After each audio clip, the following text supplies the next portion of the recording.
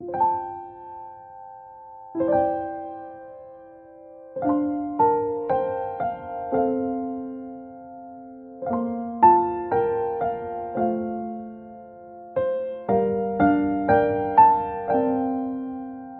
저는 지난 시간에 심령이 가난한 자는 복이 있나니 천국이 저희 것이며 라는 말씀을 나누었습니다.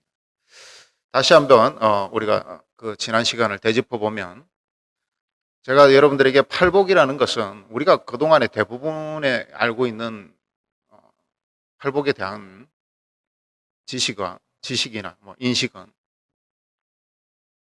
각가지 8가지의 복을 예수님께서 말씀하셨다. 그래서 8가지의 복이다. 이렇게 이야기를 하는데, 제가 저번 시간에 분명히 팔복이라는 것은 단계적이고 순차적이고, 그러면 이제 동시적이면서 또 포괄적이다. 이렇게 말씀을 드렸습니다.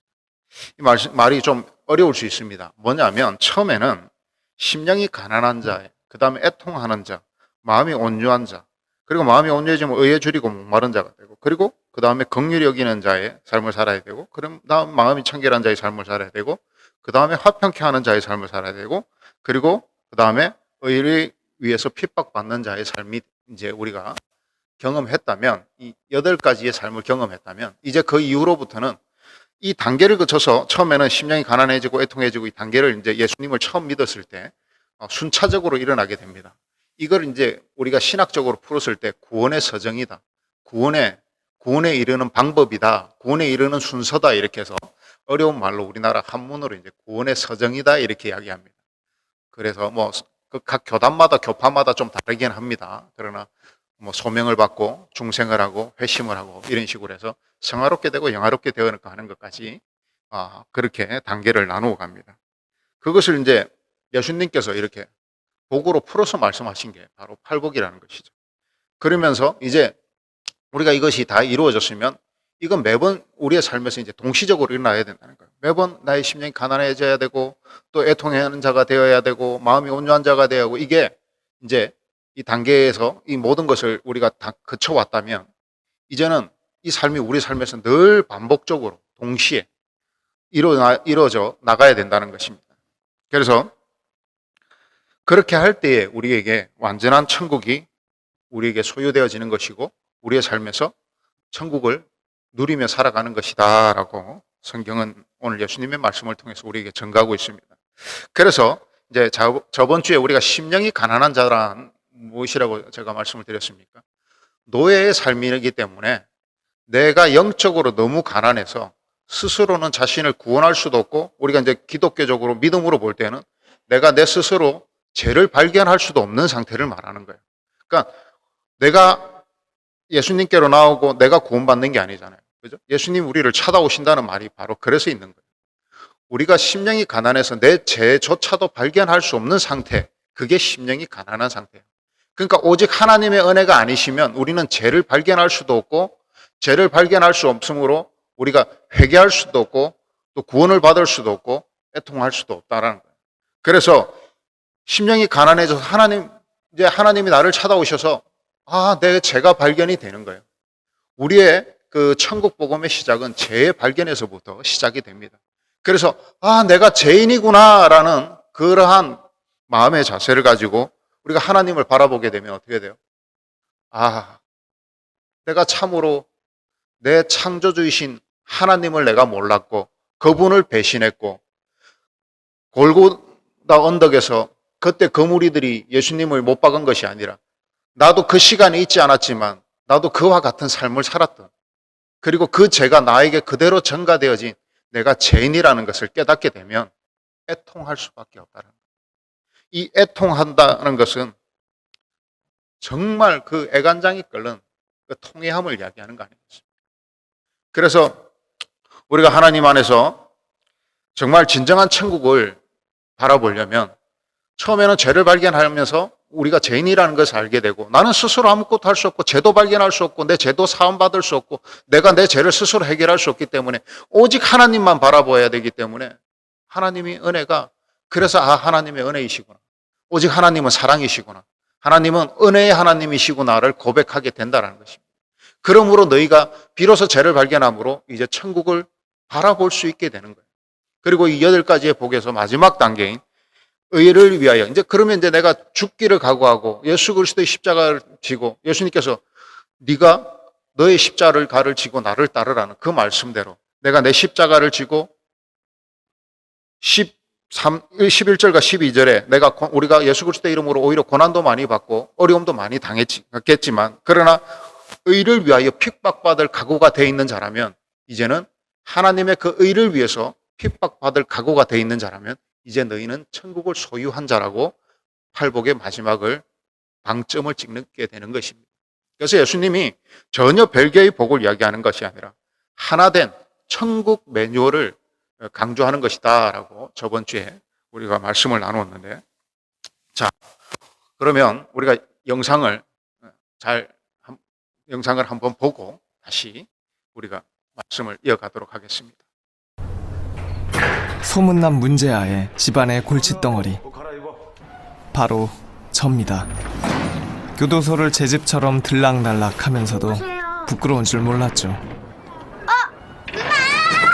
늦둥이 잘 있었어? 맞아요. 부모 가슴에 대못질하는 못난 자식. 아빠 왔어? 누나 왔다? 왜 그렇게 멋대로 사는 거냐 비난하신다면 저도 할 말은 있습니다. 미용실에 취직했어요. 돈 좀 모아둔 거 있어서 지방 내려가서 미용실 하나 내려고요. 언제 나갈 거야? 3년 만에 보는데 할 얘기가 그거밖에 없어요? 나갈 거면 빨리 나가. 보셨죠? 우리 아버지 평생 따뜻한 말 한마디 들어본 적 없네요. 이 얼음장 같은 집구석을 어떻게든 벗어나고 싶었습니다. 야, 정은아! 야, 진짜 많이 컸다. 옛날에 북철 똥차 타고 다니면서 핸드백이나 기웃거리는 게 엊그제 같은데 말이야. 나 이제 새 출발할래. 내 돈 주세요. 아, 맞다. 네가 내 대신에 콩밥 먹었지? 근데 너 들어가고 나서 동수랑 며칠 짱 박혀있다가 사무실에 가보니까 돈도 없어졌더라고. 금고에서? 내일까지 돈 가지고 와. 겁대가리 없이 돈을 달라고. 형, 내가 그 다음날 바로 경찰서 가서 자수했는데 무슨 소리야. 그런데 제가 몰랐던 게 있었어요. 세상은 아버지보다 훨씬 냉정하고 무서운 곳이라는 것을요. 이제 생각나냐? 철없이 저지르고 다녔던 지난날의 과오들이 칼날이 되어 부메랑처럼 돌아오고 있었습니다. 안녕하세요. 한쪽 눈 가지고 칼 잘 쓰시네요. 무슨 얘기하러 온 거야? 따님이 돈 빌려간 게 좀 있었어요. 같이 일하기 전에 아버님이 그것 좀 갚아주셨으면서요. 내가 삐뚤어진 건 다 아버지 때문이니까. 그러니까 일이 이렇게 된 것도 다 아버지 때문이다 생각했어요. 내일 나가. 너는 너 식대로 살면 돼. 술주정뱅이 주제에 나한테 그런 말 할 자격 있어요? 안 되나고 다니시죠? 정원이가 나처럼 자식이라고 놀림받는 거 싫으니까. 죽을 만큼 싫었던 아버지의 모질고 냉정한 말들이 사실은 걱정의 또 다른 표현이었음을 그땐 왜 깨닫지 못했던 걸까요? 무슨 일로 이렇게 일찍부터 찾아오셨어요?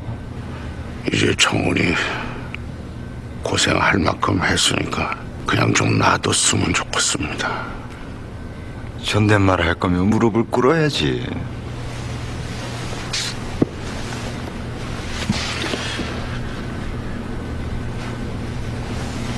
부탁합니다. 뇌물 건수가 하나 있어요.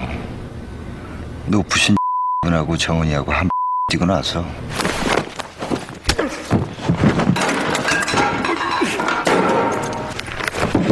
한쪽 눈깔까지 파버릴까 보다. 이씨. 맞죠? 가발까지 하시고. 세월이 흘러도 변치 않는 커다란 느티나무처럼 언제나 그 모습 그대로 날 기다려줄 거라 생각했는데 아무래도 제 방황이 너무 길었나 봅니다. 늘 굳건했던 느티나무가 병들어 쓰러져가는 줄도 모르고 말이에요. 백혈병이야. 완치되기는 힘들어. 어지럽고 눈도 조금씩 안 보일 거고. 시간을 되돌릴 수만 있다면, 그럴 수만 있다면. 정한아, 우리 내일 아빠랑 놀러 갈까? 어딜로? 그 어떤 것도 감수할 수 있을 텐데 말이죠. 아버지에 대한 미안함과 죄스러움으로 몸부림치던 그때 마지막 기회가 찾아왔습니다. 그것은 마치 달콤한 악마의 속삭임 같았어요. 내일 부서장 오는데 너 데려오래. 알았어. 정환이 어떻게 할지도 몰라. 애들도 형한테 불만 많고 다 내 편이야. 그래서 부서장 앞에서 창원 형 찔러. 너한테 독박스란 얘기네? 창원 형이 없어지면 너한테 더 좋은 거 아니야? 처음엔 당연히 말도 안 되는 소리라 생각했어요. 하지만 어쩌면 이걸로 불쌍한 우리 아버지 살릴 수 있지 않을까요? 그런 짓 안 해요.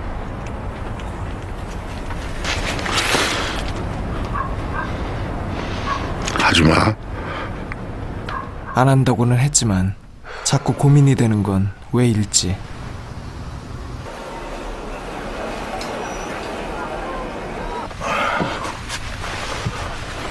정원아, 만약에 아빠가 죽으면 네가 상주가 되는 거야. 아빠가 왜 죽어? 나중에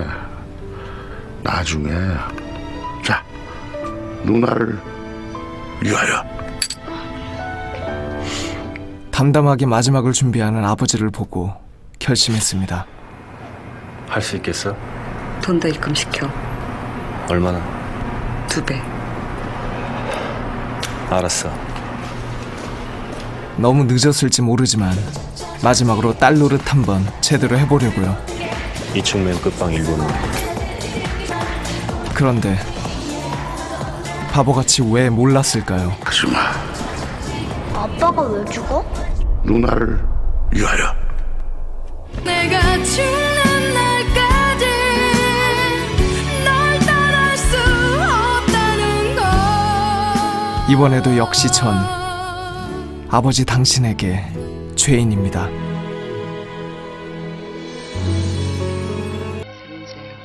아버지 눈만 안 다쳤어도 이렇게까지 고생하며 살진 않았잖아. 경찰 일 그만두지도 않았을 테고. 눈 핑계 댈 거면 경찰일 시작도 못했겠죠. 경찰 학교에서 눈 다친 사람 뽑지도 않았고 학교에서 다친 게 아니야. 넌 4살 때 아버지가 마루에 누워서 자고 있는데 네가 머리 깎아준다고 가위 들고 문지방 넘어오다가 가위가 네가 들기엔 너무 무거웠었나 봐. 아버지 눈 스치면서 떨어졌어.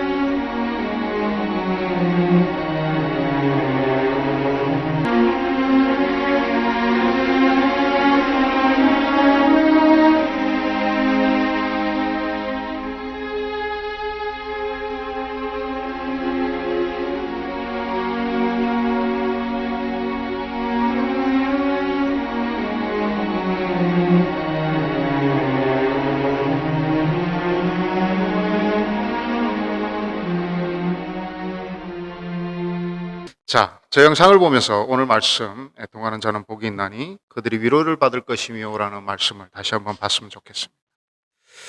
우리가 애통한다라는 이 신약의 팔복에서의 이 애통한다는 그 펜데오라는 동사, 이 애통하다라는 이 펜데오라는 동사는 펜도스라는 원에서 유래를 했습니다.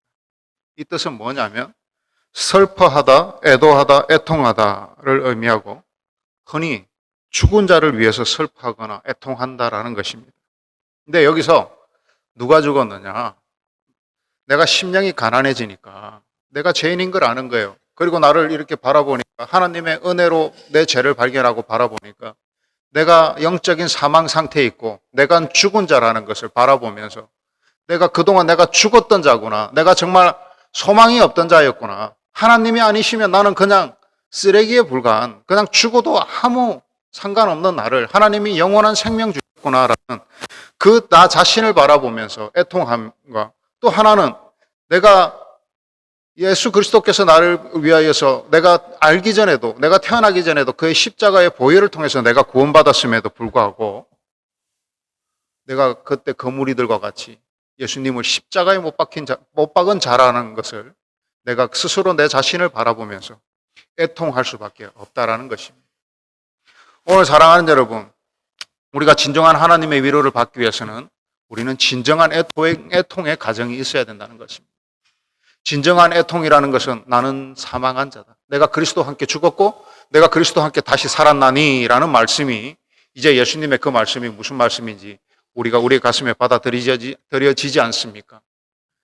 오늘 그리스도와 함께 우리는 죽었고 그리스도와 함께 다시 살아난 그러한 삶을 사는 자가 구원받은 자고 천국을 소유한 자라는 것입니다. 사랑하는 여러분, 여러분들이 죄에서 죽었다라는 그리고 내가 죄의 사망 선고를 받은 자 그 애통함이 여러분의 삶에 있으십니까?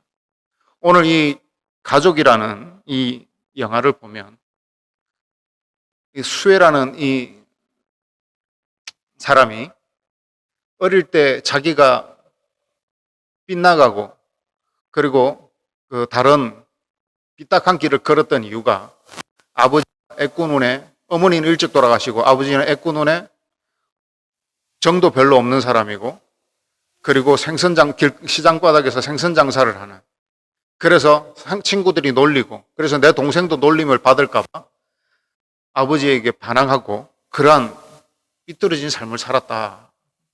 그렇게 이제 자기를 변명하는데 어떻습니까? 돌아보니까 자기가 가위를 갖고 문지방을 넘다가 그게 가위가 힘에 겨워서 떨어뜨렸는데 아버지의 눈을 스쳐서 결국 애꾼으로 만든 건 자기였다는 거죠. 자기가 그렇게 비난하고 그렇게 원망했던 아버지의 애꾸눈의 그 원인이 바로 자기였다는 거예요. 오늘 저 영화를 보면서 제가 얼마나 많이 울었는지 몰라요. 우리도 하나님께 때로는 하나님 내가 이 정도밖에 복을 못 받습니까? 나는 뭐 이 정도밖에 삶을 하나님 왜 허락하지 않으셨습니까?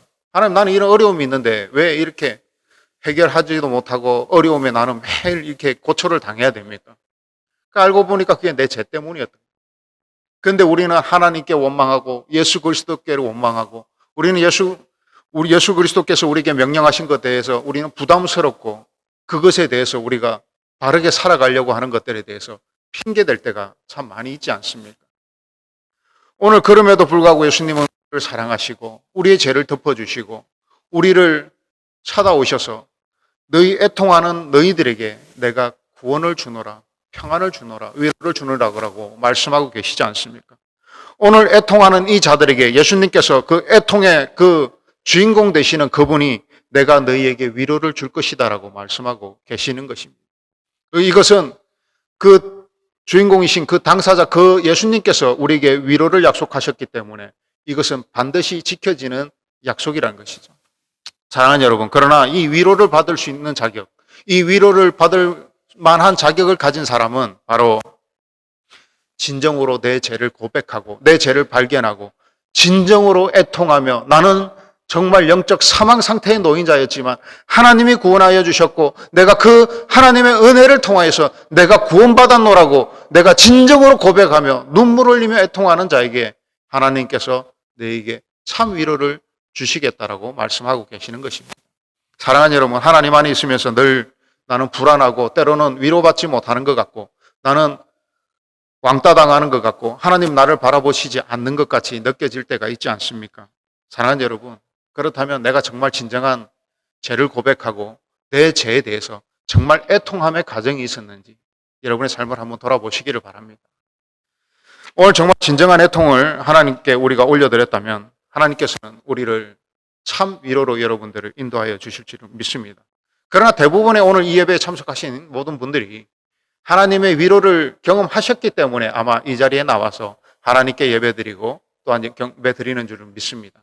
사랑하는 여러분, 그러나 우리가 위로를 받았다고 해서 제가 단계적이지만 또한 동시적이라고 말씀을 드렸습니다. 그리고 우리의 삶에서 늘 일어나야 되는 일이라고 저는 말씀을 드렸습니다. 우리가 때로는 하나님을 믿으면서 어려운 일들이 또 닥쳐옵니다. 하나님 또 우리를 연단하시기 위해서 또 세상의 핍박에 의해서 우리가 의의 삶을 살아야 될 때도 있습니다. 그럴 때마다 우리를 시험해 오고 사탄이 우리를 넘어뜨리려고 우리를 삼키려고 늘 도전해 해올 때에 우리는 그때도 우리의 애통했던 때 그 하나님의 위로를 바라보면서 내가 참으로 회개하고 하나님의 애통하면서 내가 참으로 하나님의 위로를 받았던 그 위로를 바라보면서 나의 하나님, 나의 여호와께서는 나를 그러한 가운데서도 위로하시는 하나님이라는 것을 참 애통을 통해서 여러분이 위로를 받으셨다면 오늘 그것이 아마 여러분들에게 공식처럼 이루어져야 될 것입니다. 내가 고난을 받고 참 세상으로부터 어려움을 당할 때 하나님께서 이 애통함을 통하여서 나에게 복 주시는 하나님이야. 그러면서 하나님의 복을 바라볼 수 있는 단계로 나아갈 때에 우리는 정말 하나님의 위로를 받은 사람이라고 진정으로 이야기할 수 있는 것입니다. 사랑하는 여러분, 하나님의 진정한 위로를 우리가 받았다면 왜 그렇지 않겠습니까? 하나님 반드시 이럴 때는 이렇게 위로해 주셨어.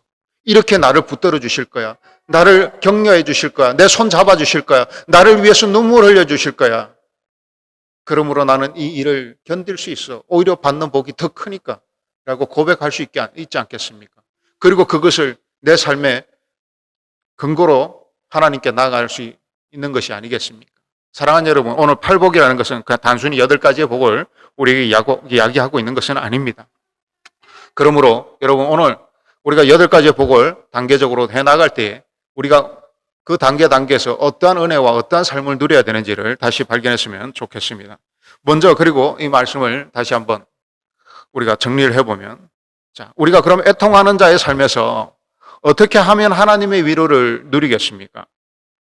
먼저는 우리의 애통을 발견해야 되는데 나의 죄를 향하여 여러분 애통하시기를 바랍니다. 고린도후서 7장 10절에 이렇게 기록합니다. 고린도후서 7장 10절에 하나님의 뜻대로 하는 근심은 후회할 것이 없는 구원에 이르게 하는 회개를 이루는 것이요 세상 근심은 사망을 이루는 것이니라. 하나님 안에서는 근심이 없는 게 아니라 하나님 안에서 근심이 있을 때에 하나님 뜻대로 그 일을 우리가 행한다면 후회할 것이 없는 구원에 이르게 하는 회개를 이루는 것이라고 오늘 우리에게 하나님께서는 말씀하고 계십니다. 우리가 근심이 없을 수는 없습니다. 그러나 하나님 안에서 하나님의 방식으로 고민하고 하나님의 방식으로 애통하고 하나님의 방법으로 우리의 삶을 바라볼 때에 그것은 구원으로 나아가는 애통함, 그 회개가 될 것이고 그 회개를 이루어서 하나님께서 우리를 구원함으로 인도하실 것이라고 하나님께서 말씀하고 계시는 것입니다. 사랑하는 여러분, 용기를 얻으십시오. 사랑하는 여러분, 하나님의 위로를 받으십시오. 너희가 근심이 없지 않겠으나 문제가 없지 않겠으나 내가 말하는 너희에게 말하는 내가 너희에게 일러준 그 마음으로 애통하고 너희의 죄를 바라보고 너희의 근심을 바라본다면 내가 그것이 너희를 회개케 하고 오히려 회개를 발견하게 함으로써 애통 자복하는 그 결과를 통해서 너희가 구원을 얻을 것이라고 말씀하십니다. 그러나 그 뒤에 뭐라고 말씀하십니까? 세상 근심은 사망을 이루게 하는 것이라. 너희가 똑같은 근심을 하겠지만 하나님의 방법이 아닌 세상의 근심을 가지고 세상의 근심을 가지고 그 근심을 바라볼 때는 너희가 갈 길은 사망밖에 없다라는 것입니다. 오늘 하나님께서는 고린도후서를 통하여서 너희가 구원과 사망의 이 두 길이 있는데 그것이 무엇이냐? 어떠한 근심이 오더라도 하나님의 방법으로 내가 하나님을 믿음으로 내가 믿기는 하지만 내 방법대로 내 생각대로 내가 가지고 있는 내 인간의 해결책으로 그 문제를 해결한다고 해서 그것이 해결이 되는 것이 아니라 오히려 사망의 길로 나아가는 것이라고 하나님께서는 말씀하고 계십니다. 여러분들이 정말 하나님을 믿는다라고 고백하신다면 사랑하는 여러분, 하나님의 방법대로 행하십시오. 하나님의 방법대로 애통하고 자복하고 내 죄를 고백함으로 하나님 나를 붙들어 주시고 나에게 참 위로를 주시어서 하나님 내가 주 안에서 근심하고 기도할 때에 하나님 내가 주 안에서 근심하는 것은 기도이지만 내가 세상에 근심하는 것은 하나님을 믿지 못해서 죄에 져서 내가 근심하는 것임을 깨닫게 하시고 하나님 내가 구원의 길로 인도하여 주시옵소서라고 우리가 고백할 수 있어야 된다는 것입니다. 그러므로 사랑하는 여러분, 우리가 세상의 근심이 아닌 하나님의 방법대로 근심을 하고 또 구원으로 회개로 나아가기를 원하신다면 사랑하는 여러분, 애통해 하십시오. 그러나 원통해 하지는 마십시오. 오늘 우리는 하나님 안에 있다고 하지만 우리는 애통하는 방법보다 원통하는 방법에 더 익숙해 있을 때가 참 많이 있습니다. 사랑하는 여러분, 하나님께서 진정한 우리에게 하나님의 그 위로하심을 주셨다면 우리는 원통함이 있는 것이 아니라 애통함이 있어야 된다는 것이죠. 이 애통함은 우리의 그 죄를 반드시 담보로 하는 애통함이 있어야 된다는 것입니다. 그리고 사랑하는 여러분, 또 우리가 눈물 흘리며 애통하는 것 같지만 그 마음속에 원통함을 가지지 마십시오. 우리도 악의 눈물이라는 것들이 있습니다. 하품하면서 가짜로 흘리는 눈물이죠. 혹시 하나님 앞에서 애통한다고 하지만 원통함에 눈물을 흘리고 이를 갈미 있지는 않습니까? 사랑하는 여러분, 하나님께서는 원통해함이 아니라 애통함으로 하나님께 나오기를 원하시는 것입니다. 이것이 바로 하나님의 방법이고 그리고 원통함이 바로 세상의 방법이라는 것입니다. 사랑하는 여러분, 하나님의 방법대로 애통하십시오. 내 죄를 가지고 정말 내 죄를 어찌할 수 없으나 하나님 나를 구원하셨으므로 애통 다음에 감사가 올 수밖에 없고 그 감사로 우리가 날마다 위로와 삶의 능력으로 살아가는 우리가 되어야 된다는 것입니다. 혹시 여러분들 가운데 시험을 보는데 누가 7등을 해서 좀 점수를 잘 받았다면 그거 가지고 원통해하고 있지는 않습니까? 아니면 직장에 누가 아부를 하면서 누가 좀 더 좋은 자리를 찾아간다고 혹시 원통해하고 있지는 않습니까? 사랑하는 여러분, 오늘 하나님의 방법은 애통하는 것입니다.